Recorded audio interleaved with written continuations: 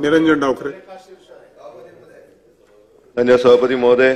खरं तर मी मंत्री महोदयांचे आभार मानेन की अतिशय सकारात्मक उत्तर त्यांनी या प्रश्नाचं उत्तर देत असताना अतिशय सकारात्मक पद्धतीमध्ये उत्तर दिलेले आहेत आणि जे ॲब्सोल्यूट ट्रान्सपरन्सी या माध्यमाने डीबीटीच्या माध्यमाने आपण विद्यार्थ्यांना फायदा देत आहे त्याच्याबद्दलही आभार व्यक्त करतो. एक मगाशी फक्त आपण जो मगाशी वंजारी साहेबांनी जो प्रश्न विचारला की स्वमालकीचे आपले हे हॉस्टेल्स असले पाहिजेत आणि त्याच्यामुळे विद्यापीठाचे बरेचसे सब सेंटर्स आहेत की जिकडे जागा उपलब्ध आहे तर त्या तिकडे आपण हे असे हॉस्टेल्स उभारणार का, हा माझा प्रश्न आहे.